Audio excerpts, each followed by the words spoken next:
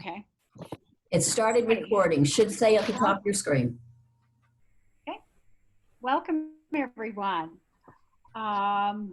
We have most of the presenters here, and who we don't have, we will do a reading. Can you hear me out?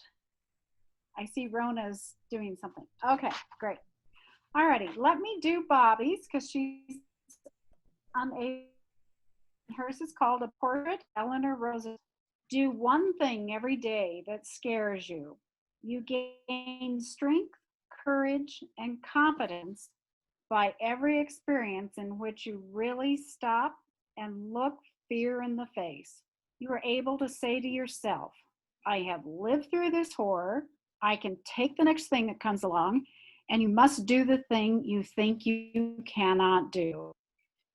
Eleanor Roosevelt is a role model for every thoughtful woman who asks herself, what can I do to make a difference in this contradictory, discouraging world? Don't be afraid to do what you know is right, even if it brings criticism and anger. Eleanor was born in 1884 in New York to Anna and Elliot Roosevelt, and she was orphaned 8 years later and soon after lost her brother. She married Franklin, her cousin, in 1905, and they had 6 children, 5 of whom survived. Franklin had an affair with Eleanor's secretary, which she discovered in 1918, and he contracted polio 3 years later. Eleanor took over his day-to-day care, and some say she saved his life. Franklin would be in a wheelchair the rest of his life, but he concealed this in his public appearances. In 1928, Franklin was elected governor of New York, and in 1932, he was elected president and served until his death in 1945, guiding the country through the Great Depression and World War II. Ellen spent many years as a member of the League of Women Voters of New York and served in many League of Women Voters leadership roles. She credits the League with giving her the tools to accomplish many things in the political world. She advocated for racial justice, school disintegration, that's not right, desegregation, sorry, voting rights for women and for Black Americans. She supported trade unions for the rights of Japanese Americans. When FDR invoked Executive Order 9066 in 1942, just after Pearl Harbor, which led to the imprisonment of 120,000 Japanese Americans, Eleanor was strongly opposed to this action and let her husband know her disapproval. When Eleanor visited the Gila River Camp in Arizona in 1943, she was impressed with the strength of the detainees, and she urged FDR to release some with work permits, which he did. When Executive Order 9066 was rescinded in 1945, many governors announced that Japanese Americans were not welcome in their state. The League of Women Voters of Colorado was one of the few organizations which supported Colorado Governor Carr, who welcomed these refugees to his state. President Truman appointed Eleanor to be U.S. Ambassador to the United Nations in 1945, and she served for 7 years. She became chair of the Human Rights Committee and crafter of Universal Declaration of Human Rights, which states, without concerned citizens, action to uphold them close to home, we shall look in vain for progress in the larger world. I think a lot about Eleanor's life and accomplishments during our pandemic. She inspired many people to be better stewards of civilization. You cannot live for yourselves alone. You depend on the rest of the world, and the world depends on you, Eleanor declared. I am inspired by her courage to do the right, scary thing. And I think there's something in all of that that I think another quote is appropriate for. I'm putting in my own thing right here. In every good marriage, it helps to be a little deaf. What Eleanor went through, and that's a Ruth Bader Ginsburg quote. I think with what Eleanor went through, she was absolutely amazing. And if you've ever gotten to the Washington, D.C. monuments, go see it at night and go around the corner and Eleanor's bronze statue. It is just astounding when you come around the corner. One of the great experiences I've had. And that's Bobby's. Thank you, Bobby. All righty. The next person. Let's do you, Marilyn, so we can get you in, and then we'll go on. And Marilyn is going to do Wolves at the Door by Virginia Hall, Our Greatest Spy. Turn, Marilyn. Oh, so I'm on. You are. Oh, okay. The story I chose is the story of Virginia Hall, who was called the greatest American female spy during World War II. Judith Pearson is the author, and it's a remarkable story about her time as a lead spy in Europe. She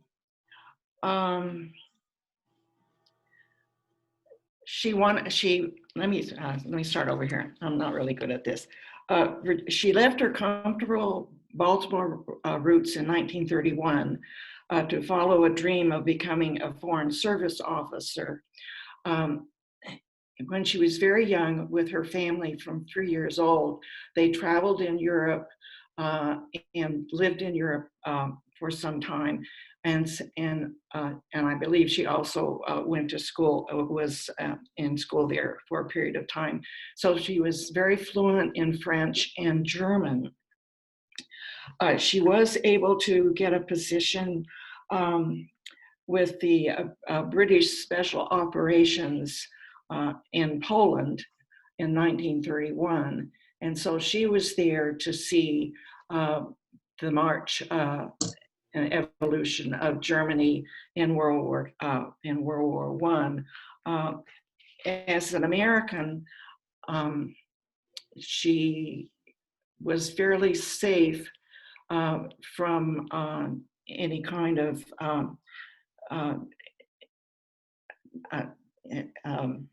imprisonment or that sort of thing, because the U.S. wasn't in the war yet. Her cover was as a newspaper reporter for an American newspaper, and so she was able to send articles that described what was going on in Europe, what the Germans were doing, what the effect was in Europe. She left her position in Poland and then was based in France when she decided to work for the British Special Organization Executive, a secret espionage and sabotage organization. And she soon deployed to France, where the Gestapo imprisoned, beat, and tortured spies. I wanted to read just a little bit about her in the prologue to give a sense of what it was like at that time to try to be a spy in Europe, as a woman especially. So this is from March 1944. The old woman bent her gray head against the frigid wind blowing in from the English Channel as she struggled along the rocky Brittany's seaboard. The French province had 750 miles of coastline, all of it inclement weather during the month of March. On this particular March day in 1944, the wind seemed set on toppling her over. The old man traveling with her also struggled. He appeared less steady than she was and occasionally took her arm to gain her footing. Each carrying a battered suitcase, they struggled against the cold and wind for a little more than 5 miles before they finally arrived at their destination to take a train into northern France. This elderly couple was really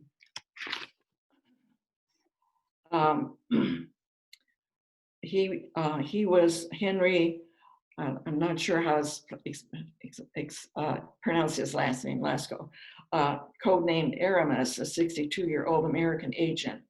And she was Virginia Hall, codenamed Diane, an accomplished 38-year-old spy who had built a reputation among colleagues and enemies alike while working with the British special operations.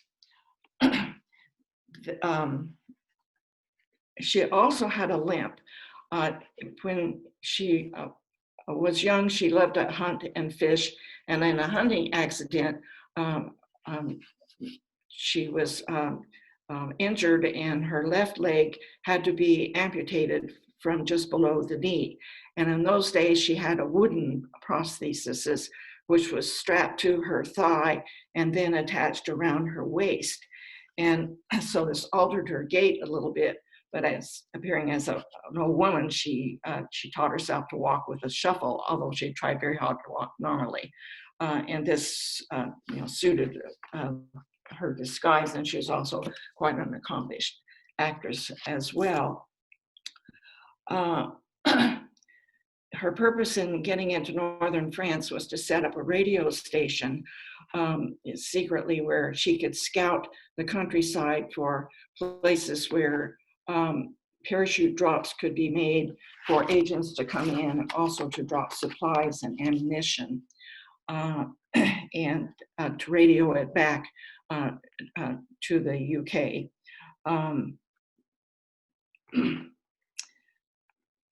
The Germans knew that this huge resistance was going on in France against the Germans there, and she was one woman who, because of her expertise and her language skills and all the rest, after intensive training and going through learning how to do the spy work, she was able to connect with people in the French resistance and set up all of those people so that they could get the supplies, the food they needed, because the Germans took all the food, in order to sabotage roads and railroads and all of that, but also to help bring back, help get out of France RAF pilots who had crashed, escaped prisoners, and resistance people who had to get out. I don't want to take too much more time here. By late in the war, the Nazis were well aware of the operations of the resistance, and a double agent did contact the Nazi organizations, and they were after her and all of her organization in France, and she had to escape through Spain. It reads like a novel because it's so scary what she had to go through to get there. And with her wooden leg, managed to get a train to Spain. Then a resistance group there helped them hike over the mountains through Spain, into Spain. From there, they had to get to Portugal and then get a ship back to Britain. So that was the first phase of her being in France. She was sent back, and that was where she came in as disguised as the old lady in 1944, and as a radio operator at that time, because particularly a particularly vicious Nazi called Klaus Barbie was particularly after her. They had posters all around the country, and he really wanted to capture and kill her and her resistance group. In any case, that was, of course, the reason for the disguise. At the end of the war, she escaped again, and one of the resistance fighters that she met in France, they eventually came back to the US, where she went to work for the CIA until she retired at age 60. This was in 82, I think. No, I'm wrong on that date. In any case, and it was mandatory. But she also received the highest awards that anyone can receive, the Distinguished Service Cross from the US, and was made a member of the British Empire. She retired from the CIA in 1966 at age 60.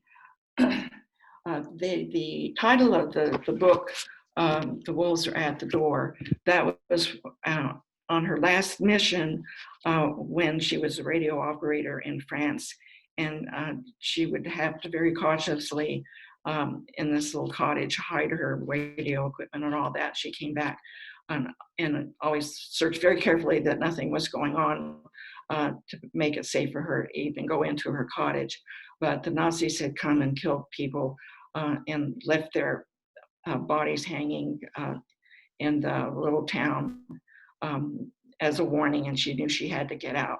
So she radioed back to the UK that the wolves were at the door and she had to leave. So it's really an absolutely remarkable story. There weren't that many women in the spy service, but in recent years, a lot of more novels and nonfiction has come out on female spies and their contribution, particularly during World War II. So it's a wonderful, amazing story, and her life was just fraught with all sorts of, I guess you'd call them adventures, but very scary kind of life. And she had enormous dedication to what she was doing, and always wanted to be in the fight against the Nazi regime. That's it. I hope I didn't take too long. Thanks, Marilyn. That's great. We have a theme going on here. Sounds scary. I should have introduced Marilyn. I'm sorry, I'm getting behind here. Marilyn is our newest member. Marge invited her back since she moved back to Denver. Marilyn used to be president of, was it the Denver League or Colorado League, Marilyn? Colorado, the Colorado State. Colorado State, and that was in the 80s? No, I was president of the Colorado State League from 95 to 99, 2 terms. Okay, at the end of the 90s. Welcome back, Marilyn. We're delighted to have you a part of Cheesman. It's the best unit. Oh, that's what everyone tells me. I believe it. Carolyn was on the LAC for a good number of years. Yeah. You were following criminal justice reform. Or was it? Guns. She Carolyn, remember she did have guns. We got all the fun stuff, the gun control issues. Right. They're all still there, doing the same thing over and over again. Hi, Carla. Some things don't change. No. Okay. Well, welcome. We're so glad to have you. We are glad. I'm very glad. And my connection is unstable, as per true. I'm sorry. Yeah. Okay. I was going to say, my connection is unstable, so you may hear me go in and out, so I'm not gonna do mine up here. So next is Carla. Okay. And Carla is doing a similar group of ladies, not just one particular lady. So Carla, you're up. Well, my book was No Man's Land by Wendy Moore, and I got it because it's about two British female physicians who set up and ran military hospitals during World War I. But it also turns out that movement of the women during World War I volunteering to help out was also tied in with the suffragette movement. The two doctors are Louisa Garrett Anderson and Dr. Flora Murray. And they both happened to be very active in the fight for women's suffrage. They were actively involved with the suffragettes, which was in England, was the more radical group as opposed to the more genteel suffragists. And I didn't know there had been a difference. That's where the two women met, and they became lifelong partners. They lived together as a married couple. So I was never sure what their true relationship was, but they did live together like a married couple, which was more acceptable in those days for women than it was for men, where it was illegal. They both happened, Dr. Anderson herself was actually imprisoned for a period of time for her suffragette activities, but was released just before the hunger strikes began. And Dr. Murray was one of the official doctors for the suffragettes, and she treated a lot of the women who had been force-fed. They were left with, some of them with some pretty significant health issues after that. It was a pretty horrible process. And it was interesting that when the war broke out, the leaders of the suffragettes and the suffragists both suspended their push for the vote and focused on aiding the war effort. And a part of that effort was a number of female physicians offered their services, and Drs. Anderson and Murray were among them. And unfortunately, the women who offered their services to the British military weren't taken particularly seriously, because in Britain there was considerable hostility toward the idea of women physicians. And even though a law had been passed that allowed medical colleges to accept women, it didn't require it, and most still refused. Also, women physicians were kept by men from specialist training and from working in general hospitals and from treating men. One woman doctor who offered her services to the Army was told, and I quote, "My good lady, go home and sit down," unquote. I think she was probably tempted to hit him over the head. I would have been. And another offered to take herself and her mobile X-ray unit to the front and was turned down. I mean, so when Anderson and Murray decided they wanted to set up a military hospital, they went to the French to offer their help. And the French Army referred them to the Red Cross, and they were gladly accepted by the Red Cross and were given less than 2 weeks to raise money, hire staff, and get supplies. And they did that with the help from their family and their friends and the fellow suffragettes. And throughout the war, they got a lot of support from their colleagues in the suffragette movement. Anytime they needed something like a method of transporting, like an ambulance, they would just ask their friends in the suffragette movement or their family members or other friends, and they got them. I mean, it was amazing the amount of support they got. So they created the Women's Hospital Corps and went to Paris to set up their first hospital in the Claridge Hotel. The staff was all female, I mean, except for 3 orderlies. So even orderlies were, most of their orderlies were also females. And over time, the hospital won praise from the French Red Cross for being their best institution with perfect organization. And they also won praise from a British military advisor who said that their hospital was a model military hospital and the doctors equal to any male ones. And that was an amazing admission, that they were equal to any male physician.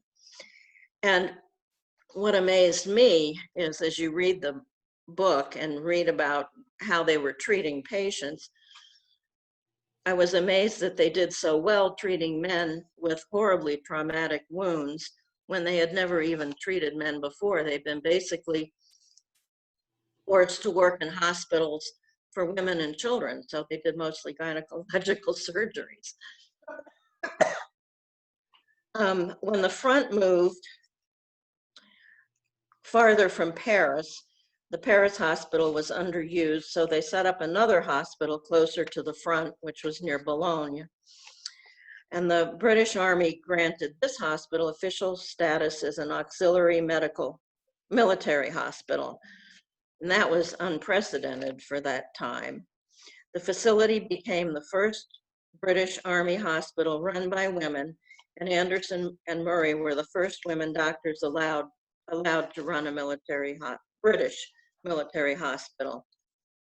Interestingly enough, when they were running the hospital in Paris, they didn't treat very many British soldiers. The British didn't use them, but the Americans and the French did. Then the front moved again. I learned a lot about World War I in reading the book.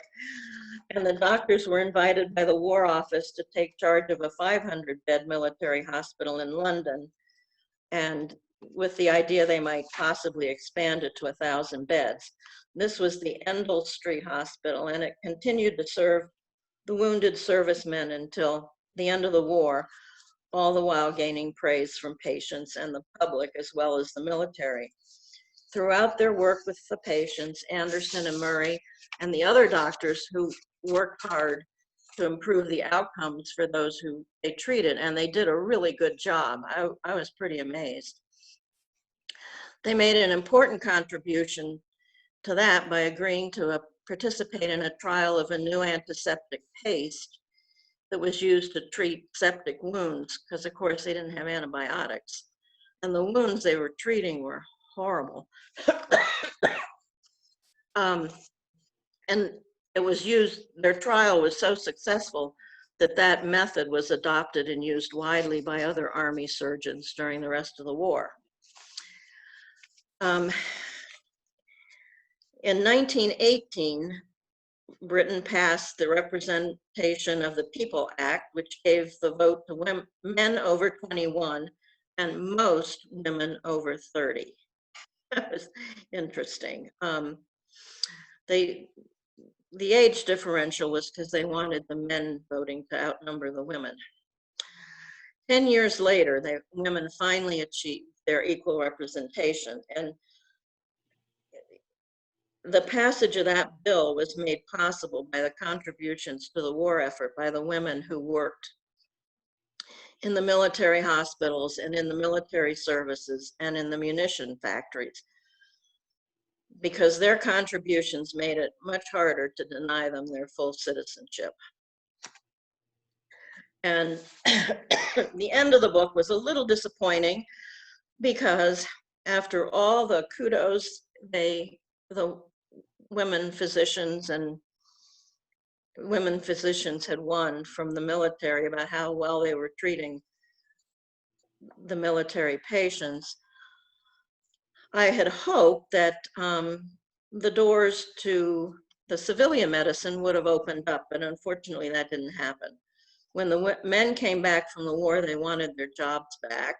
in the general hospitals, in the medical schools, and in the private practices. So the women doctors, again, faced hostility and prejudice and were relegated back to the lower paid jobs in medical care for women and children, in schools, factories, asylums, and workhouse infirmaries. The London medical schools went back to not accepting women, and so did the general hospitals. However, there were medical schools and other places in England that did continue to accept women.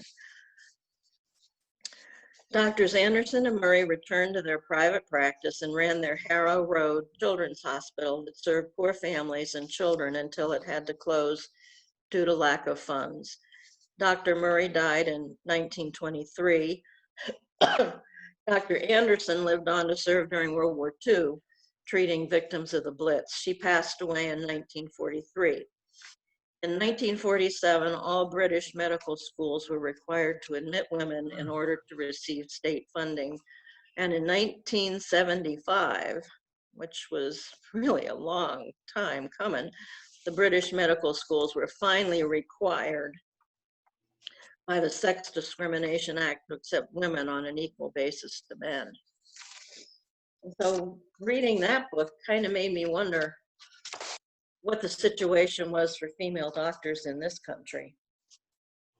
Whether we did any better than the British, but I don't know. And that's it. Thanks, Carla. That's great. You're welcome. I don't think it was any better. Did you want to say something? Mary Ann, did you want to say something? No? Okay. Sherry, I just wanted to check in with you and make sure, do you want to talk about Florence Nightingale, or do you want...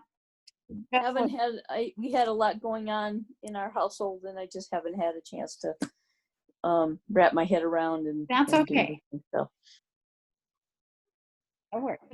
Don't worry. That's fine. We're glad you're here listening. Thank you. All right. Sure. I want to let's just go mention now. I want to just mention a series of novels, historical novels. They're called the Maisie Dobbs novels, and they begin in World War I, and she was a nurse in France in World War I, and then they continue on. She's a fictional character, eventually becomes a sort of a psychologist and a private investigator. But I learned a lot about World War I and women's roles and as nurses and medical care people from that series of novels. Anybody's interested, they can text me or email me and I'll give you the information. That's it. That's great. Thanks. Thanks, Sue. All righty. So Jane was not able to get onto Zoom, but she is going to write her write-up about Ann Evans, one of Colorado's leading ladies. And then Jill, at the last minute, had to take care of her grandchildren. So she is also going to write up about Rachel Carson, who was one of the 4 leaders of the environmental awareness movement. So now we're on to Kay, and she's going to talk about the Girl Scouts.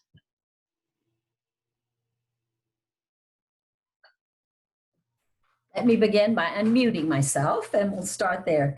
What I wanted to share with you was that with Girl Scouts, there's just a couple important things to know. All of you, I think, have heard so much about Boy Scouts, but it's not very often that we hear equally about Girl Scouts. And for some reason, my picture is not coming up. Can y'all see me? Yes. It does. Okay. Well, I don't know why my picture is not coming up. And it doesn't matter. I don't need to. Let's see. Let me see. Test speaker. Let me see if my. Okay, it's on. Okay, okay. We'll assume that it's all okay. Anyway, just so you can hear. Okay, what I'd like to talk about related to Girl Scouts is I kind of want to talk about the beginning and end of the movement, and I wouldn't say the end, I would say the present part of the movement. I'd like to talk first about Juliette Gordon Low. Many of you may have heard about her over the years. She was born in Savannah, Georgia. She was born in Savannah, Georgia, and her nickname was Daisy. So sometimes now in the current day Girl Scout movement, the Daisy Scouts are the ones who are the people who are the youngest set of Girl Scouts. And so it came from her childhood name. Juliette was a sensitive, really curious child and an adventuresome child and had a great sense of humor. She was kind of ahead of her times in the sense that she was curious and really getting into things. Sometimes girls weren't allowed at that time. And as I said, she was born in 1860, so often girls were to be seen and not heard, but in her case, she had a lot of interest. She was interested in athletics.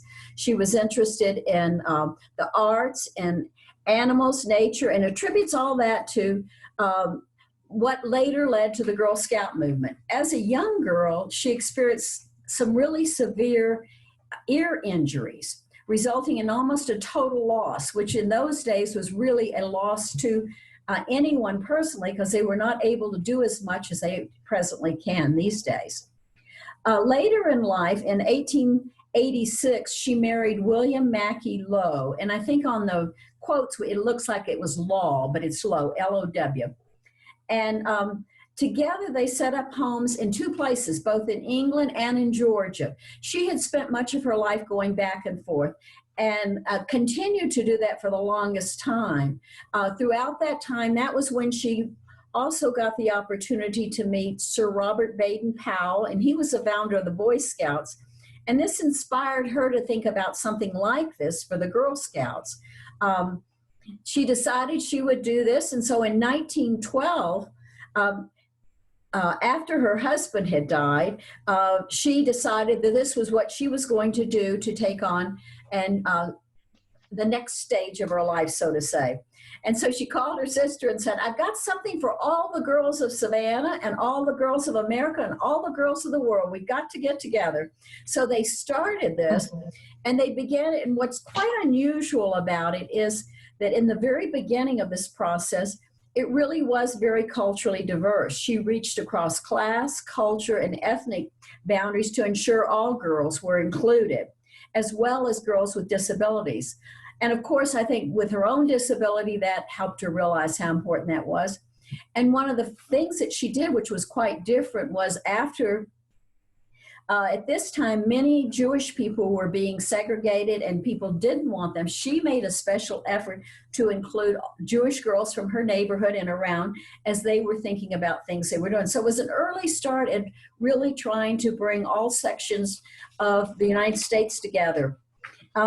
Using her innate fundraising ability, and I heard you talk a few minutes ago about this, and I think this is a common characteristic of many women, is because they network so well and they're able to have so many friends and are able to do things that are across so many different parts of culture, they're able to network, raise funds. I heard you talk about raising funds for the Army and so forth. She was able through that process to raise an exorbitant amount of money that began to set up what was become the Girl Scouts of the United States of America, ensuring that there would always be an organization and that it would always be girl-led. What's different about Girl Scouts than some of the other girl groups is some of the other girl groups focus on what are activities and things you can do. And with Girl Scouts, they start very early with the girls trying to decide, what do you want to do? What are you interested in? And it keeps growing. By the time the girls get to junior high and high school, it really is girl-led. It is no longer done by troop leaders or by the managers or the masters of the scouts or whatever. It's done by the girls themselves. Juliette Gordon Low died on January 17th, 1927, and her home in Savannah. And just so you know, her home in Savannah is dedicated as the foundation for a historical place that people might want to visit. At that time she died, she had ended up having a long struggle with cancer. And a lot of people probably don't know that. And I think that's kind of unusual because often we don't hear always what was happening in those days. A very nice thing happened to her in 2012 on the 100th anniversary of Girl Scouts. Barack Obama gave her posthumously, I can't ever say that word, awarded the Presidential Medal of Honor. And it was quite a wonderful opportunity. And I think if you remember at that time, Michelle Obama was very active in working with the Girl Scouts because of course, having her two girls and pushing girls to be as successful as they were. Then that leads me to the quote that I chose by her, what Juliette Gordon Low said, and that was the very first quote that was on there. Scouting rises within you and inspires you to put forth your best. And I think that's what I've always felt about scouting. Anyone who's ever been a scout, it kind of keeps you pushing forward. And I think that's one of the things that she really emphasized. And that leads us really to our current day. And then I wanted to share with you what I thought was the current CEO, but I found out in the last week that she has resigned to go on a book tour. But the most recent is Sylvia Acevedo. And Sylvia was a very great asset to Girl Scouts of Colorado, to Girl Scouts of USA. She came on first as a board member, and then she later joined as the executive director in 2017. What was so interesting about her is she started off as a Girl Scout herself. Her family had lived in South Dakota, and they moved to Las Cruces, New Mexico. And it's real interesting because where she was, she got very interested in all the scientific things that were happening. And when you think about this, she was born in 57. And when you think about women at that time beginning to get involved in science, that was really pretty early. And she pursued her scientific interest. And in 1979, she earned a BS at New Mexico State University studying industrial engineering, and then later went on to Stanford and got her master's there. She was one of the first Hispanic women to earn a master's in what was called systemic engineering. Also an important thing to understand about what she did with that degree in systemic engineer, a systems engineer by education. She worked at NASA as a jet propulsion laboratory, where she was involved in the Voyager 2's flyby of Jupiter in 1979. She was also in the last, after she, the later years of working at NASA, she was also involved with Apple, Dell, and Autodesk, doing a lot of research for them. This was how she came to be first on the board of Girl Scouts of USA, and then later became the executive director. In 2018, she was included in Forbes' list of America's top 50 women in technology. I think one of the nice things about this is it's giving girls so many opportunities to see a woman and see what they can become. One of the neat things she developed, she has badges, as everyone knows, Girl Scout badges. She has a badge with a rocket on it, and it has her name on it. And I'll later show it to you when we get ready to do some other things. The last thing I'd like to share is her quote. One lasting lesson I learned at Girl Scouts was the first person you have to convince of something is yourself. Once you develop that courage and confidence, no one can stop you. And I think that's one of the things that Girl Scouts is most interested in doing, is developing girls with courage, confidence, and to help them be successful in whatever they do. So that's my share of the founder of Girl Scout, the most recent past president, and then I have some very good news to tell you that the current president, they have not selected the current president. The current person who had been an assistant to Sylvia, Judith, and I'm drawing a blank on her name right now because I'll find it in a few minutes, but Judith was one of the very first African-American women to, she had served on the board and now she is acting director of Girl Scouts of USA. So I think it's really speaks a lot about Girl Scouts' interest in modeling what they want the world to see and seeing what the world sees. Thank you. Thanks, Kay. I wondered how many people here were either Girl Scouts growing up or Girl Scout troop leaders or both. Both. I was a Girl Scout. Yeah. I was a brownie. Like almost everybody was either Yeah, one or the other. almost everybody. I think it's just important if this is going to be shared with the Girl Scouts for you to know all of us were impacted by scouting. And so there's 10 people here, and I think all but maybe one, I'm not sure, was at least a Girl Scout or a Girl Scout leader. And I think that says something about, you see where the leaders go.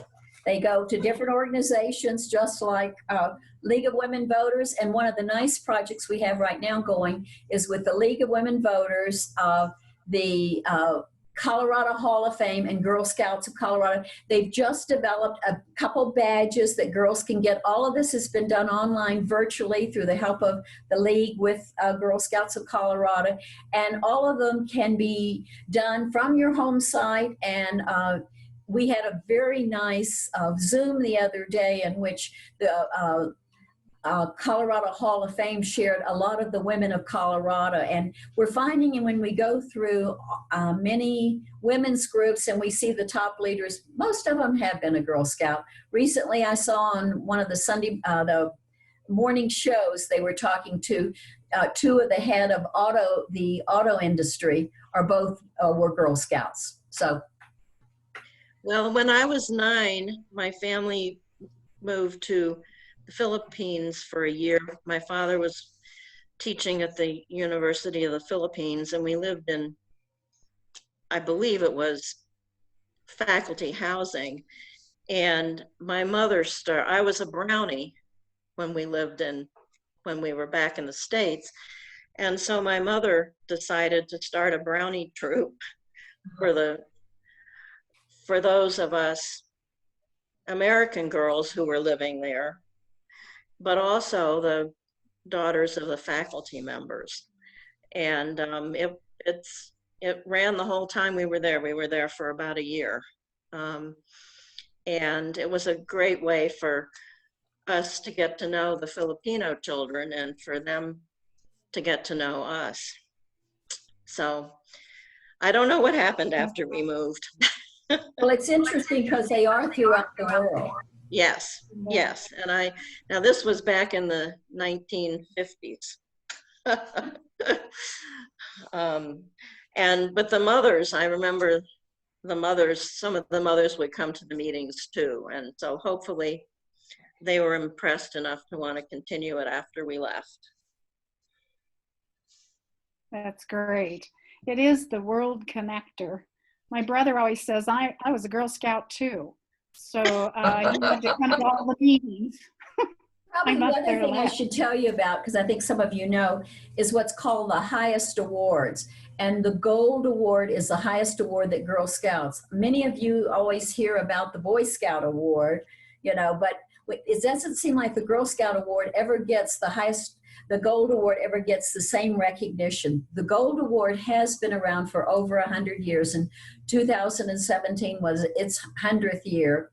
And so many women got it. And the only thing they did, which is kind of a little hard, is they kept changing the name of it. So someone might have got it as a curved bar. Someone might have got it as a first class. So there's a lot of different ways you could have gotten it. But over the years, it's really fun. And for the past couple of years in Colorado, we've had anywhere from 40 to 60 high school girls getting that every year. And we always need women for them to work with, so we're always looking. That's great. That's great. STEM is important. It does start in the Girl Scouts too. All righty. Thank you very much, Kay. Next, Marge is going to talk about Barbara Jordan. I'll start with her quote. I will start with her quote. I felt somehow for many years that George Washington and Alexander Hamilton left me out by mistake. But through the process of amendments, interpretations, and court decision, I have finally been included in We the People. I lived in Houston for 2 years, and Barbara Jordan was a state representative. And we got to meet her because I was in league and she was invited to one of our affairs.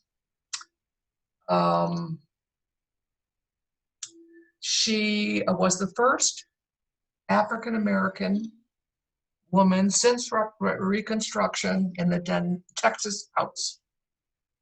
In 1972, she ran for national office, becoming the first Black woman elected to Congress from the South, and with Andrew Young, remember him?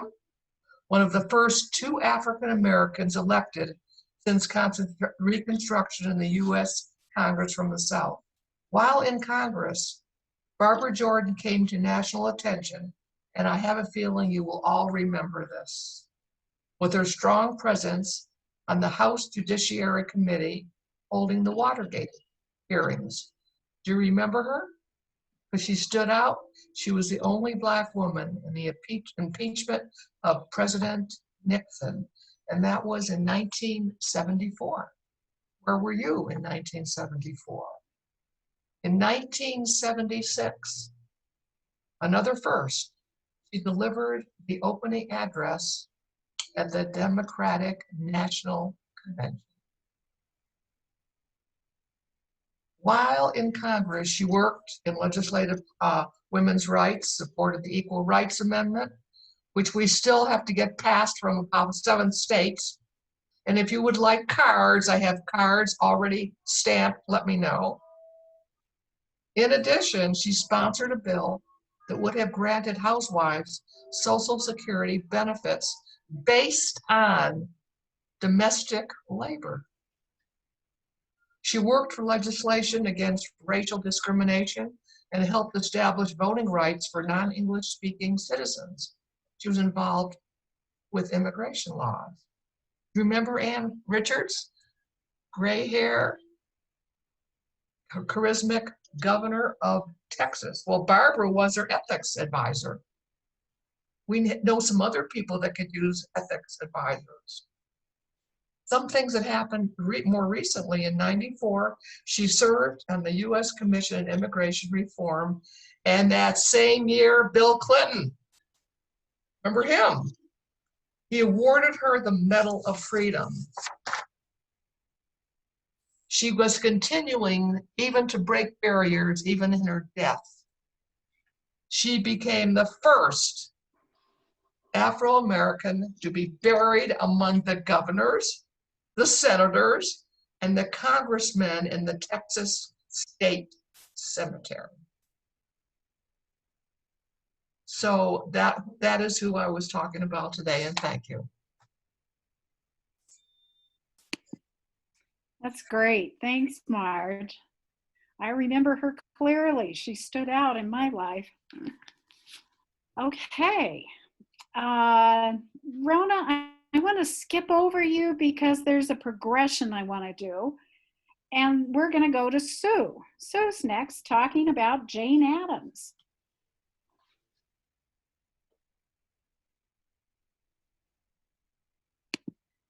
Sue, There. unmute. I did. There you go.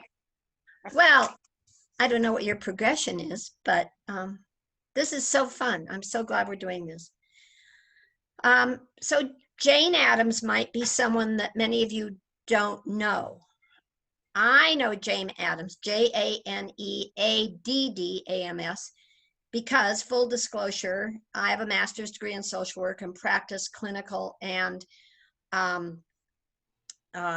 psychiatric social work for 34 years. And Jane Addams' name was mentioned in the very first class I ever took as the mother of American social work.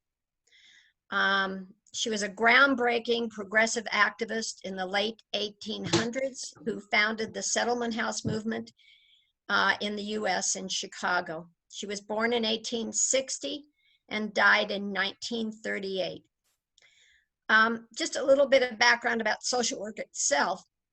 It originated as volunteer efforts toward, quote, social betterment among privileged women in the 19th century in Europe and in the United States. It was referred to as an occupation initially. It achieved professional status through formal university programs in the 1920s, and it was listed as a profession in the 1930 census. Jane Addams was known as a social activist. We have some background noise from somebody. I don't know what the other screen is there.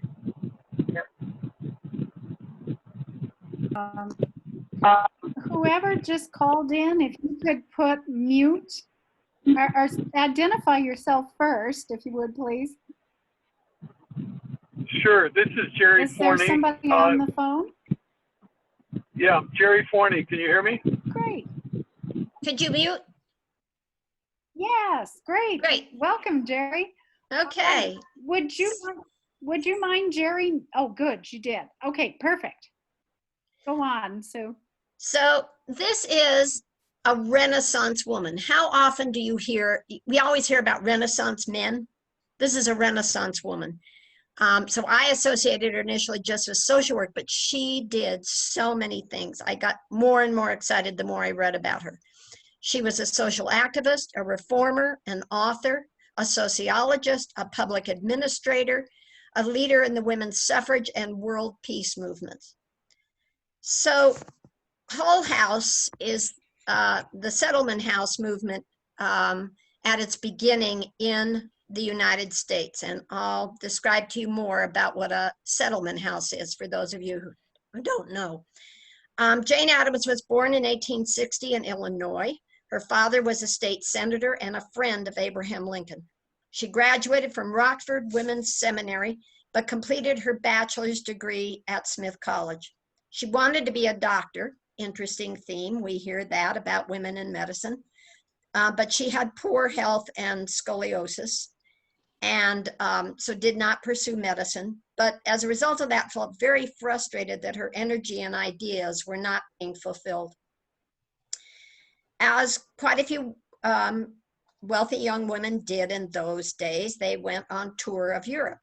And on her second tour of Europe with her friend Ellen Starr in 1889, she visited Toynbee Hall in London's East End, which served impoverished working people in some of the most challenging neighborhoods of London. She went home and decided she was going to start a similar program in Chicago. She leased a large, old, ramshackle home in Chicago's immigrant worker neighborhood owned by Charles Hull, hence the name Hull House. They intended it to, quote, provide a center for higher civic and social life and to institute and maintain education, philanthropic enterprises, and to investigate and improve conditions in the overcrowded industrial districts of Chicago. She and Ellen actually moved into Hull House. And in the late 1880s, can you imagine what a radical, non-conventional activity that was for a young woman of privilege? She was inspired by the ideas of democracy as the social ideal, but she was confused by the Victorian message to women that their role was limited to marriage and raising children. Soon, 25 other young women resided in Hull House, providing a kindergarten, infant day nursery, adult continuing education classes. They made it a setting free of the, quote, do-good model, but rather a neutral setting where the rich and the poor could mingle for mutual benefit and education to narrow the boundaries of culture and class. An overall goal was to lay the foundation for American civil society among poor immigrants, and where opportunities for collective action and the necessity for social reform could be cultivated. In the neighborhoods nearby lived a mix of immigrants: Jews, Germans, Greeks, Irish, French Canadians, and Italians. Eventually, the programs were expanded to a 13 building complex, which served 2,000 people a week, offering an adult education night school, a community kitchen, on-site medical care and nutrition programs, a summer day camp, an art school, a branch of the Chicago Public Library, and an employment center. And that was her involvement in Hull House and the beginnings of social work. They also brought in a lot of university students, both young men and young women, to live temporarily at Hull House and to work in those neighborhoods and develop programs and to come to know people who were not upper class people and what their lives were truly like. So another important activity for her was the development of professional sociology. While at Hull House, she was instrumental in helping develop a method of statistical mapping to understand social ills. They used Hull House as a center to investigate overcrowded, unsafe housing, midwifery, infant mortality, the spread of tuberculosis and typhoid, garbage collection, drug abuse, children's reading levels, and truancy. And so by using statistical mapping or facts, the profession of sociology was actually begun. And one of the things she was particularly interested in was prostitution, which at that time, of course, was identified as a problem of low morals. But Jane Addams really traced it back as the result of kidnapping and forced employment of young girls and women, which we know it to be today. She was also a charter member of the American Sociological Society, the Juvenile Protective Association, which developed the first juvenile court in Chicago, which focused on rehabilitation. She became the first female sanitary inspector in Chicago, spearheading what was called the garbage wars, where garbage collection in poor neighborhoods was not what it was in wealthier neighborhoods. And she helped identify over 1,000 health violations of the bureaucrats in Chicago during the time that she was an inspector in the sanitary division.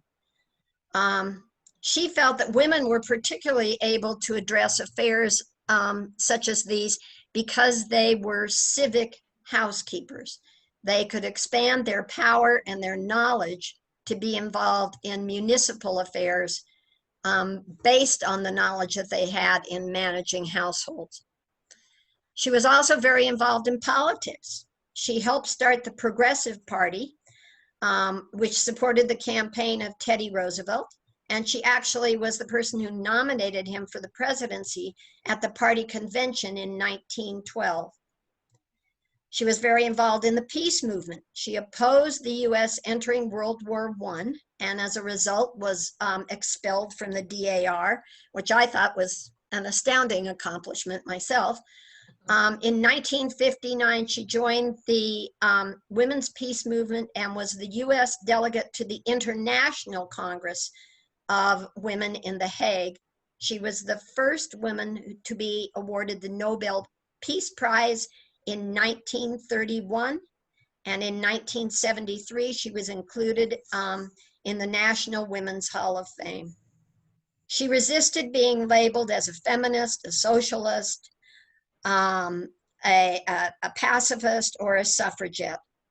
She supported all those movements, but did not want to have her identity narrowed to being in one of those areas.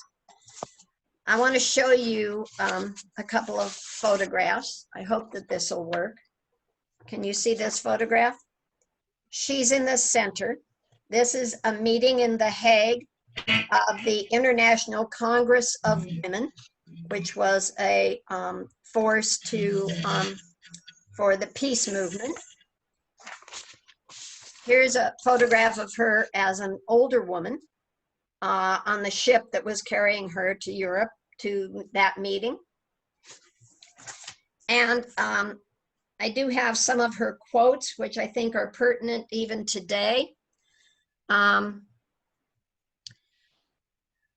cure for the ills of democracy is more democracy.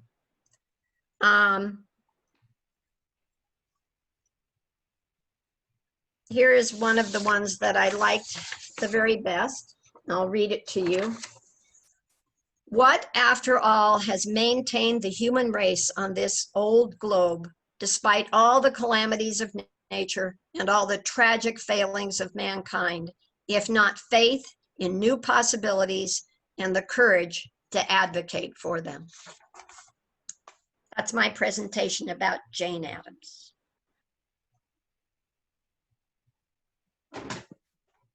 That was great. Thank you, Sue. Wonderful. I love the pictures too. Okay, so now we're going to go into women who are living today. And maybe we'll do this with the woman who's the oldest and then go down to the youngest. Oh, shoot. Okay, if you can't hear me, just raise your hand. My connection's getting a little unstable. So I'm going to do Ruth Bader Ginsburg. And she is an iconic figure in the judicial system. She recently was bioed in a movie called The Basis of Sex, if you all saw that. That was about her earlier years and how she really got into the court system. Her claim to fame with this basis of sex is really about the equality. What men can do, women should be able to do also. And that's been the basis of her whole judicial life. She believed males and females should walk shoulder to shoulder, as she puts it, with the same equal opportunities. Her process has always been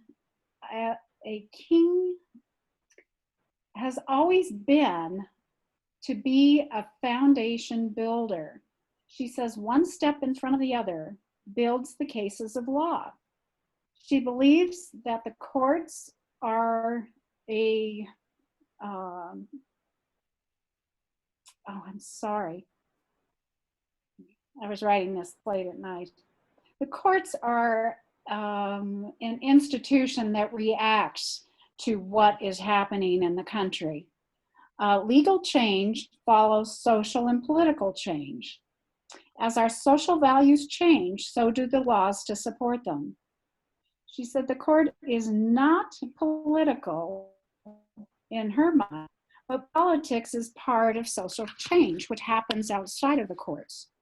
She's changed a little bit now, but she still believes in that basic core. It takes a while sometimes to affect the political and social change with the laws of major importance.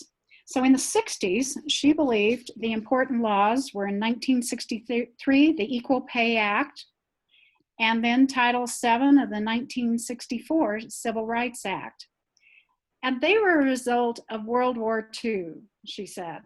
So that took quite a while to take effect. And she said what happened is people finally realized in World War II, we were fighting an ideal that was not diverse. The ideal was the Aryan nation. And she said that people came back to the US and realized that the way we were treating the African Americans and many other immigrants were not any different than what Hitler had been doing. And that was a stark reality that took a little while to take hold, and how we deal with that. It was like the shock and awe finally went to action. The rulings, two rulings that she thought, I mean, she had started out in ACLU, then she went on to the national court system, and she was involved in the appeals court, and then later on in the Supreme Court. So she was a teacher, a professor in between. If you know the Basis of Sex movie, she was not able to get into a law firm, so she was forced to go into teaching. And she taught about constitutional laws, so she knew the Constitution inside and out. And through the ACLU, she tested herself in the many, many times. She was very familiar with the process. So the two rulings that she says we really need to do better on is first, the recent one, which is where the corporations are treated like a person, and then the older one of Roe v. Wade. She said she wishes that one Roe v. Wade had taken a little bit longer to be put into an amendment. She said it did not go in as the basis of sex. Rather, it went in as the privilege of a doctor and his patient, and that privacy basis.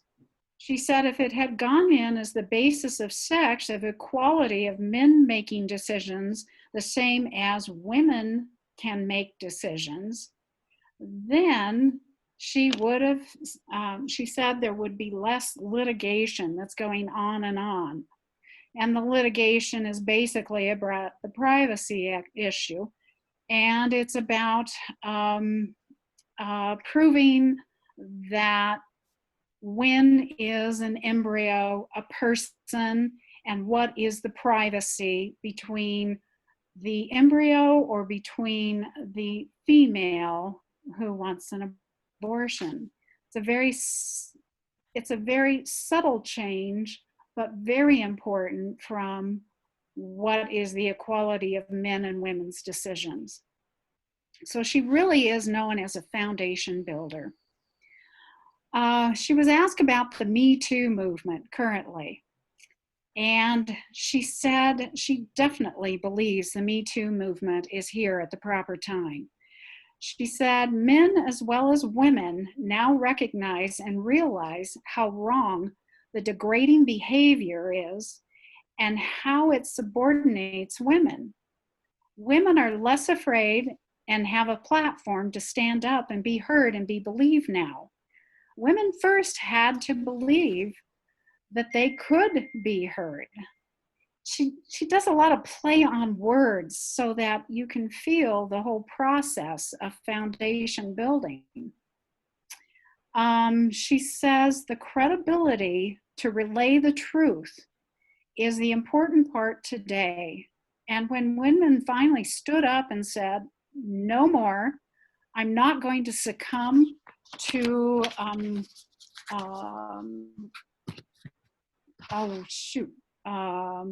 those statements of where they have to give away their rights, the privacy statements like Trump or Harvey Weinstein have done. When they stand up and say, no, I'm not going to be a part of that bad behavior, and no, I'm not going to be quiet about it. She said that's when social change can actually take part. She said, do not engage in bad behavior and you can make a change. Her dream is to have her children and her grandchildren forge the new American pattern of shared careers and parenthood, shoulder to shoulder, and create a society that facilitates those patterns. In summary, Ruth Bader Ginsburg is somebody that I think we all take a gasp when we hear she's got a health issue. She has unbelievable concentration. She can take an issue, and she is now one of the majority, she's second in line to the Chief Justice. And she can take a majority or a dissenting opinion and be so focused in it and bring it out quicker than any other justice, which still takes months to do.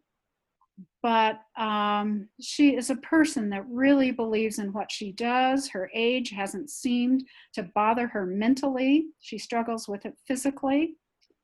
But she wants people to stand up and be brave and ask for what they need. Real change, enduring change, happens one step at a time. And she says it really does help to have your group or your spouse be those people who support you and allow you on what you came to do. And she has many, many quotes. Marge reduced it down. One I think that's really important is she said, reading is key that opens doors to many good things in life. Reading shaped my dreams, and more reading helped me to make my dreams come true. She says, and also I think another one that's really good right now is you can disagree without being disagreeable. And that's Ruth Bader Ginsburg. And now we'll go on to the next in line of age of living person. And Rona is going to talk about Carole Anderson, who is an Emory professor, and she book One Person, No Vote. Rona. Okay. I heard Carole Anderson speak in 2019 at History Colorado. She's written a few books, but the one I'm talking about is One Person, No Vote. And as league members, we're certainly familiar with this long-standing problem.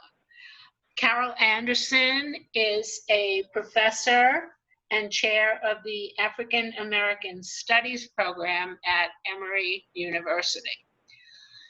She had a huge turnout when she spoke at History Colorado, and I was really impressed with her thoroughness and her passion and her unwillingness to accept the status quo when it comes to voting rights.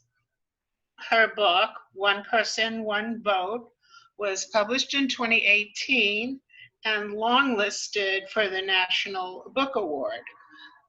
Her publication before that, which is still in print, is called White Rage, The Unspoken Truth of Our Racial Divide. And she did win a National Book Critics Circle Award for that publication.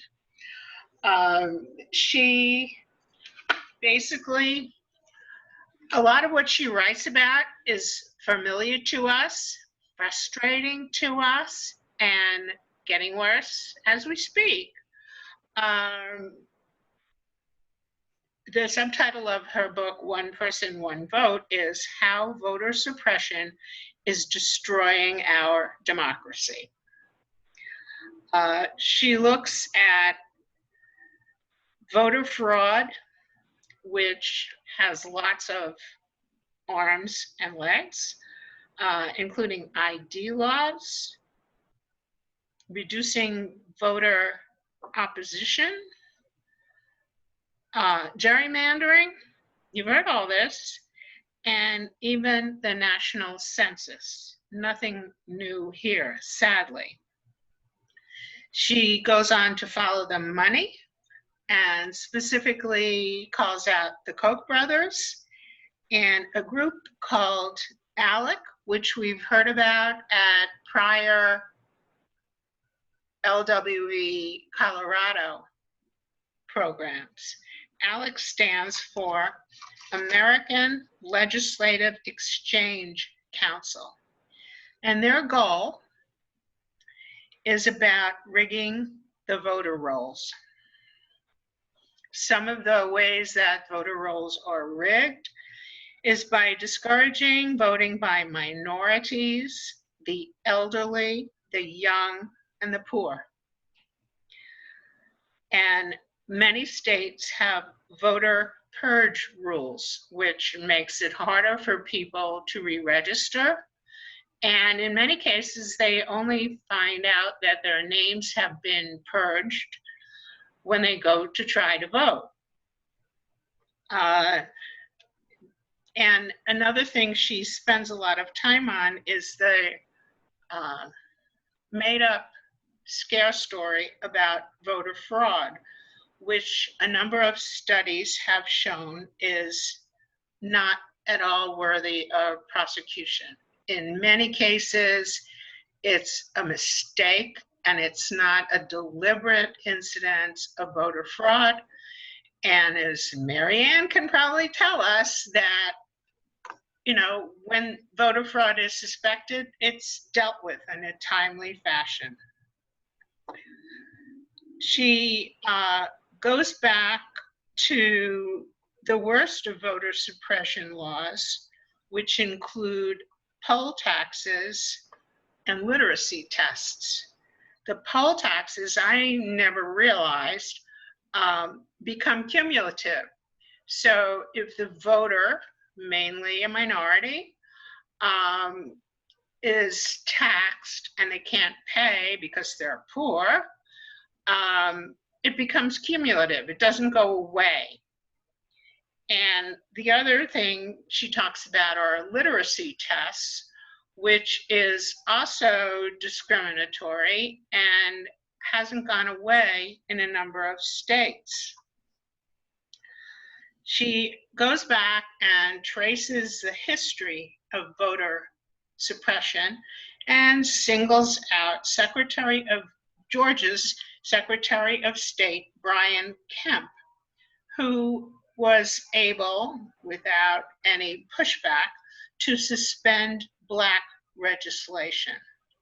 And he was a star at voter suppression. And it's not just in one state, it's not just in the South. The limits on voting are sadly nationwide. She goes on to talk about and mention groups that are leading this pushback. The League, Rock the Voice, Indivisible, Common Cause, and about a dozen other organizations. I was really proud and not surprised to see the League on that list. And I recommend the book. What I propose to do is drop it off at the League office so that other people can read it. It's really well put together, and she basically concludes by saying we have to keep pushing back. And this is certainly an important election year for the warnings she makes and the fact that this isn't going away anytime soon.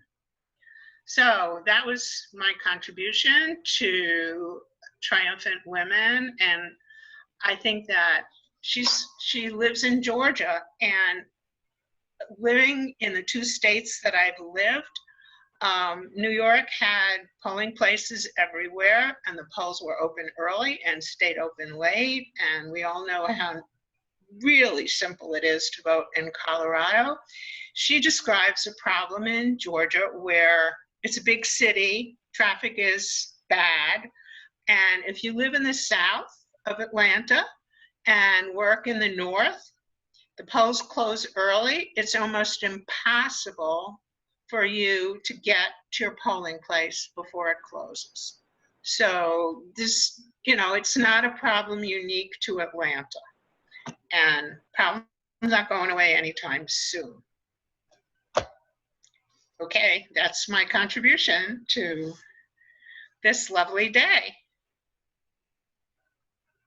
Thank you, Rona. That is very timely, sadly to say. All right, so now we're going to go to our last presentation, and Emily picked a young modern day person that I think we all have watched.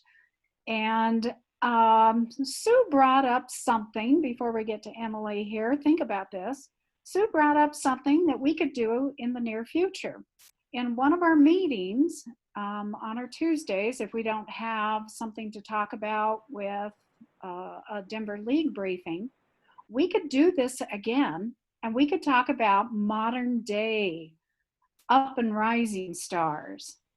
I think Alexandria Ocasio-Cortez is really one of those representative, vivacious, pushback kind of people. And so think about people that you might like to bio, and we could do it a different format, but think about the format that we could do this with. I think it'd be quite fun. I was So, I was Marie? stimulated to suggest this because of this incredible crew of incredibly smart, talented, capable women apparent to all of us as Joe Biden searched for his running mate. I mean, how he made a choice among these remarkable women is terrific. And there have been articles about him in the New York Times and elsewhere, but I thought we could just choose some of the highlights of people like Stacey Abrams and these women who have come to the forefront during this crisis time in our country. And those of us who talked about women from previous ages when our country faced crises, we have a whole new generation of women who are going to lead us, I hope, out of this mess. Yeah. Yeah, I think it's really important. Ruth Bader Ginsburg said, I can't wait to see when the millennials engage what they're going to do. She says, I have high hope. So. Yeah. Well, certainly. All righty. Alexandria Ocasio-Cortez is one of those women. I think there are many ways that she has become not just a star, but an amazing leader and role model for a lot of younger women. So believe it or not, she rose to stardom as a congressman in kind of such an unusual way because she beat Joe Crowley, who was a 10-year incumbent in the Democratic primary to represent New York's 14th district in June 2018. And Crowley, you may remember, was the 4th ranking House Democrat and just a prolific fundraiser for the Democratic Party. And he had been in Congress since 1999. She now is the youngest congressperson at the age of 29 ever to serve in the United States Congress. And what was she doing before this meteoric rise? She was a waitress and a bartender in the years leading up to this. She does have some activist history, purely about issues relating to poverty, inequality, racism, that she had been involved in some of the communities that she lived in. She was born in 1989 into what she calls a working class family in Parkchester, in the Parkchester's section of the Bronx. Her dad owned a small architecture company, and her Puerto Rican-born mother cleaned houses. She has a nickname, which is her 3 initials, AOC, and she has stated several times that she never envisioned herself becoming a politician down the line. She talks a lot about the fact that she never liked the idea of getting involved in politics and all the ugliness and dirtiness that comes along with it. But she certainly has now seen a lot of it, particularly directed at her. But she was convinced by, I think they're called the Democratic Socialist Movement, to put her hat in the ring against Crowley. And she realized that her need and her desire to serve people and help with injustices is what ultimately inspired her to take action. I think one of the things that I've heard a lot of people say about her is that she's an inspiring leader, but she's also a very activist legislator. And one of the new faces of, and I put in quotes, the new progressive movement, which I think she referred to is the fact that she has been very focused on getting millennials, Gen Xers, the young people, to really understand the role they need to play, particularly in this upcoming election. And one of the ways that she's done this as a very able lawmaker is to try to translate votes into so much political and social capital. You know, you've seen her on YouTube all the time. She was on the cover of Time. She's constantly quoted by other people who believe in her and this movement. And one of the ways she's done this is capitalizing on social media. And I think the latest number I saw is that about, she's been viewed 6 million times on Twitter. She constantly confronts the president on Twitter as he calls her the evil woman and tells her to go back home. She doesn't belong in America. She also has thousands of people following her on Instagram and will even watch her cook soup. So she's amazingly diverse.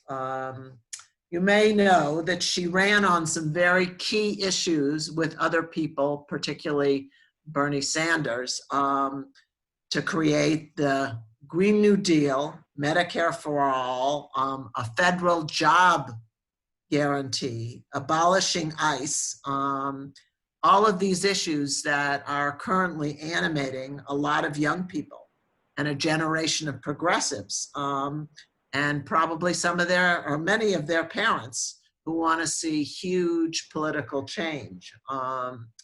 And she believes that she could be part of a movement that really can change things, though she definitely understands the obstacles and the blockages.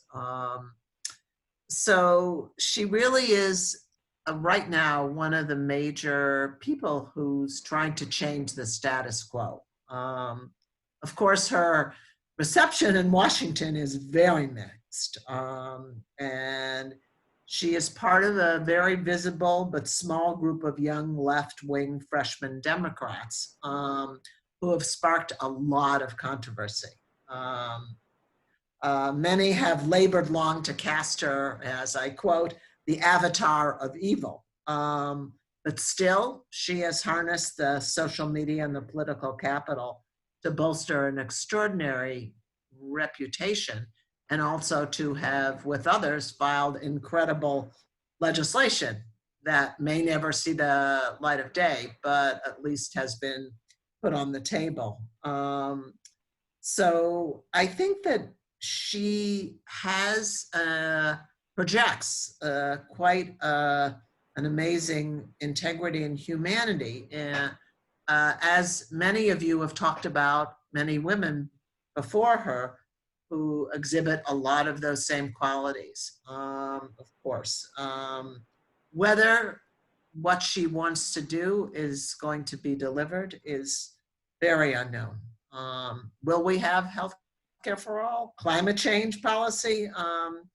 But she's determined not to give up, and will fight for a lot of these outcomes. And we all don't know what's going to happen. Some of the criticism about her is that she really wanted to focus now on change, not so much on the election. And I think that's a very interesting issue to think about, because she certainly has been involved in electoral politics, but she also feels that we can't not be pushing change at the same time, because without it, we will never get it. And she has been, had a lot of confrontation with a lot of people. If you watch her YouTubes, which are really fascinating, and her interviews, and she's a amazing strategist if you listen to her confront people like Mark Zuckerberg or representatives in Congress or senators whose views she really disagrees with. And she's a tactician. But also she has been threatened with murderous actions, and the Capitol Police had to train her staff how to screen visitors because she's had so many threats about being murdered, which is pretty amazed in the modern day world, but we know that's out there. And I want to talk about one incident recently that she had, and many of you may know about it, which was an experience with Representative Ted Yoho from Florida. I don't know if people saw this. I know you did, Sue, because we talked about it. Yoho harassed her in Congress and on the Capitol steps and in front of reporters, told her she was disgraceful and she should get out of Congress and that she was, quote, a fucking bitch. Well, he got exposed by her, as did the reporters expose this. And she decided to go on record in front of Congress to talk to the women and the girls and the men of the world about harassment, and that women are still harassed, even her, on the Capitol steps and in Congress, and that she was not going to let him get away with this. And I think it was a amazing tactical, strategic act that she got some support from, not from GOP Congress people or senators, but certainly from women, some women in Congress, including Nancy Pelosi, which you hope that would happen.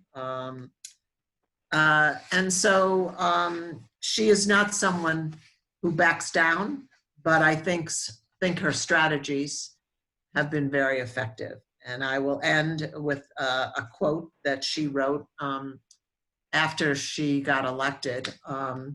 And she said, "I used to be much more cynical about how much was up against us. But," she said, "I think I've changed my mind because I think that change is a lot closer than we think."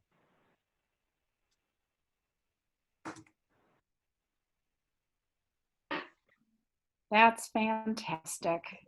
What a way to end. These are all great presentations, and I knew we'd each take more than 5 minutes, but we are at 11:30. Shall we still, is everybody okay to still go on and have some discussion? I just want to say, this morning was an antidote to all of the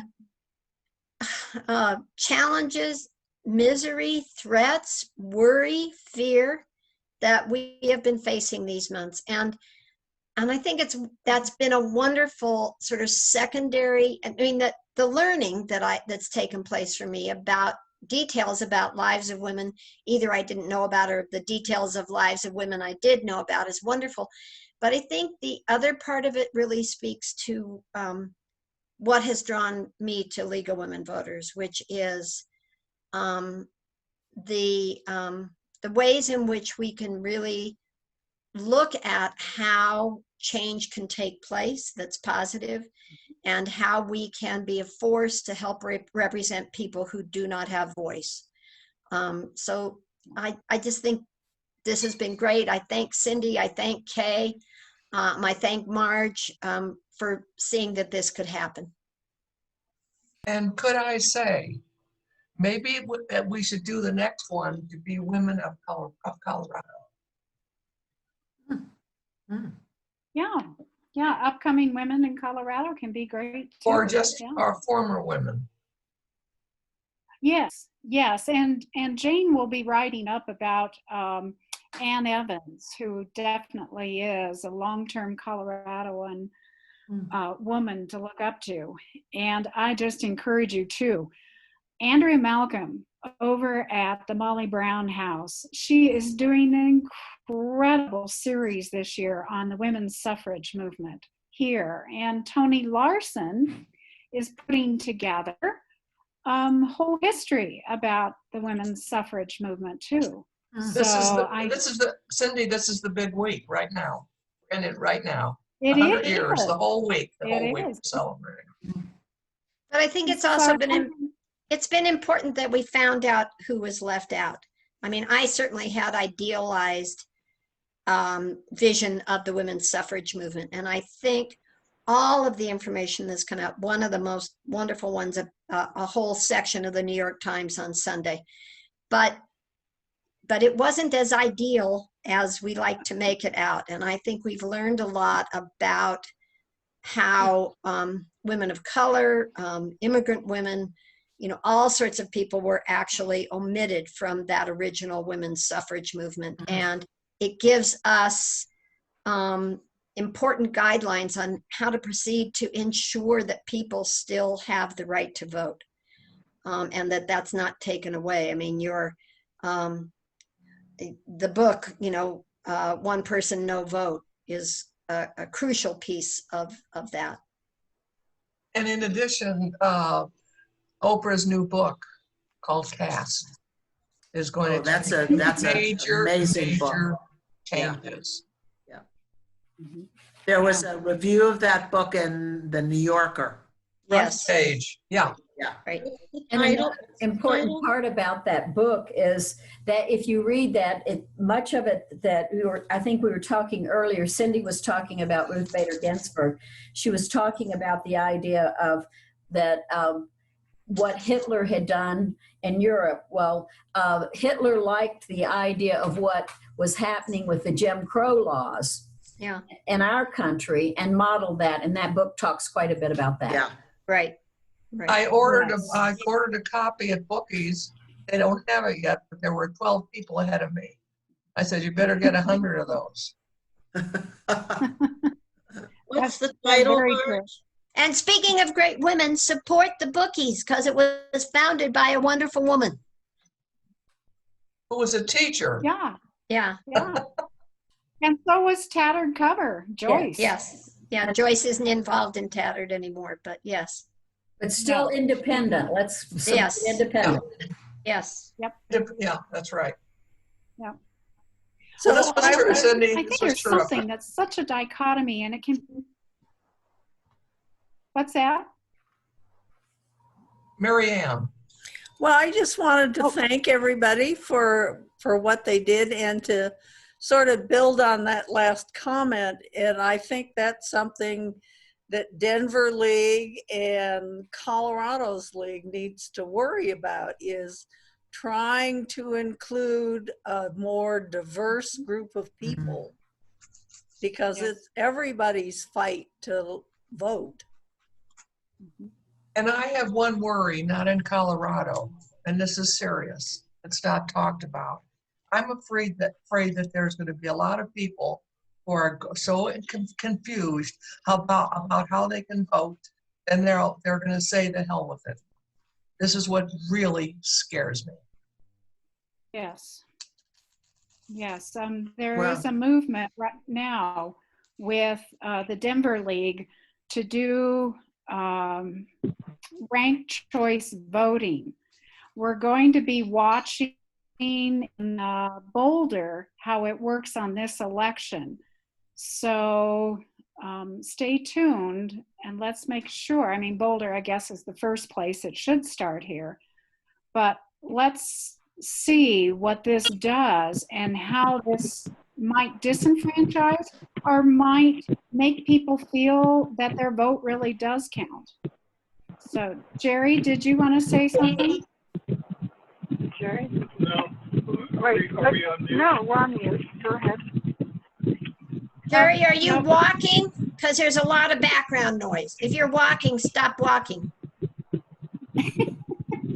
don't think he can No, hear we it were right on now. mute. Hi. Did you unmute? Okay. No, would you unmute us, please? Well, okay. Oh. Okay.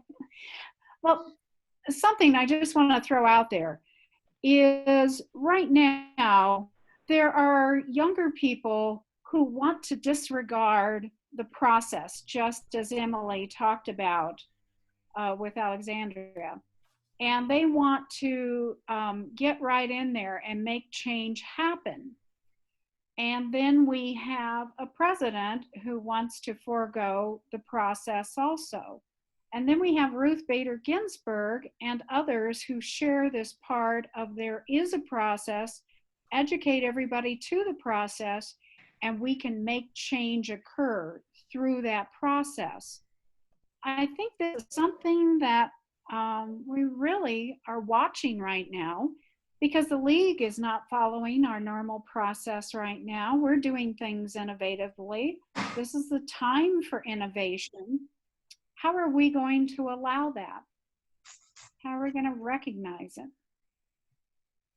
I think we need to recognize all. And I think one of the things we need to do, though, is tell people that much of the things they want are dependent upon who's in office. And I think we have to really emphasize the piece that we have to get people registered to vote. We have to get people out to vote.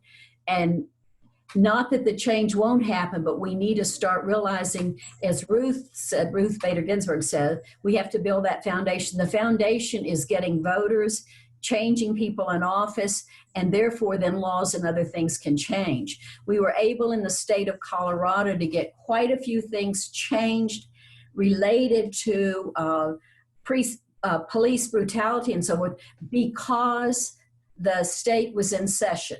If the state had not been in session at the time and seen all of that, it would not have happened. And so we need to get people that first realize they have to be able to be seen, and then figure out ways to take things forward. And I think that one of the things I'm not sure, and this is maybe something that Marge and some of you who work with city council more know, is what is happening with some of these issues where people can know that something's happening. Because I think in communities like Aurora, I feel sorry for them because I don't see anything, I never hear anything happening other than the bad side of it. If we begin to know something was being built. So that's what I would say.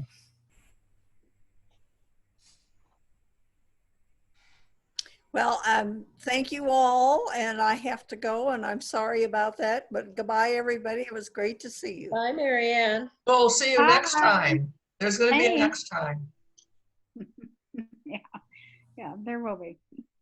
Well, in City Council, we have Candy C. DeBaca that is surpassing the normal committee discussion process and trying to change the police department on her own with the backing of her constituents. And then we have other people who have been talking quite a while in City Council about taking away some of the power of the mayor so we don't end up with homeless issues, with some of those things that weren't on his forefront, to be able to solve those problems. So it isn't just one person's agenda in a city, it's many people's agenda. And try to forego crisis kind of solutions. So I think it's really important to stay tuned to all levels of government, get people out there involved. There are complex issues. In Denver, we have 5 major issues right now that are all coming down the pike. And you have opportunities to put your voice in there. But the problem is people don't understand the process.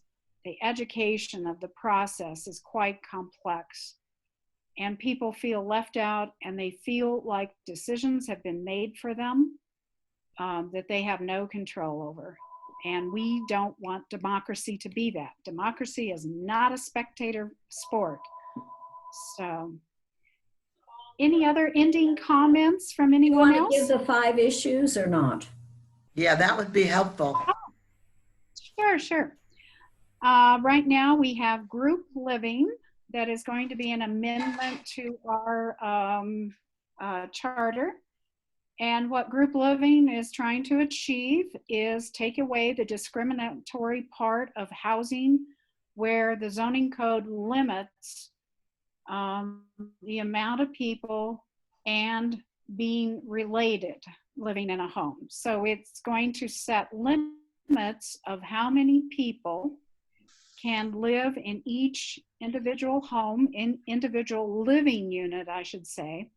And that will be 5 people minimum is what they're looking at right now, with a 1,600 square foot house or less, and then going up incrementally to a 2,600 square foot house for 10 people, and then creating group living situations, institutional types of situations in all of the city, not just part. And there's many more complexities to it, but this afternoon, or this week, on Wednesday afternoon at 3 o'clock will be the first planning board session that you can just go on the Denver website. You can Google Denver Group Living Planning Board meeting, and you can do a Zoom meeting to watch that. Another one is in our area, we are the first area to start, is the East Central Draft Plan. And those draft plans take what Blueprint Denver and our major comprehensive Denver plans do, drill it down to what our neighborhood needs. And they're doing it in bigger landmass areas so that we can get through the whole city quicker. So we started right here. We have been a year, and we are on the 3rd or 4th draft, 300 pages. There are a few of us that are still sticking with it and making comments. It's really important because it tells what do you want to have as diversity, housing, economic availability in your neighborhood. Another one that's coming down is a lot of rezonings for people to be able to have auxiliary living units in their neighborhood. One process is what's called ADUs, attached dwelling units, or they can be detached dwelling units. And they are in the process right now of deciphering how that happens. And then commercial areas. Many people want to expand commercial areas into residential areas. And there's a lot of rezoning that way, smack dab in the middle of an area. They want to open up something that will bring in a lot of traffic, and they're trying to do it without supplying parking. Parking's a huge issue. And then housing is a very big issue right now. Just providing affordable housing and land trusts. Stay tuned. Stacy Gilmore let it out. Jamie Torres, who was at our city council last fall group meeting of new city council people, they're leading it out, and so is Candy Citabaca. Land trusts save the price. It's not rent control, but it saves the price of certain properties so that they don't escalate like the rest of the properties do.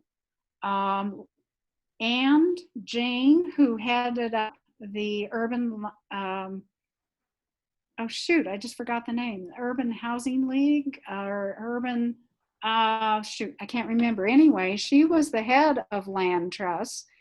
She is retiring, and she just made a connection with Habitat for Humanity. And they are going to do this together. It's going to be fabulous. I think that is just such an innovative idea for them to build the housing and then it to go. And there might be one more, but I can't think of it right now. But it's a major shifting time, and the neighborhoods are really burdened with all of this happening at one time. So that's it. Thank you, Cindy. Well, Thank you so much. I need to go. Goodbye, everybody. too. Thank you. Yeah, Bye. thank you. This Thank was you great. all. Thank you. Bye. So I'm going to take off too.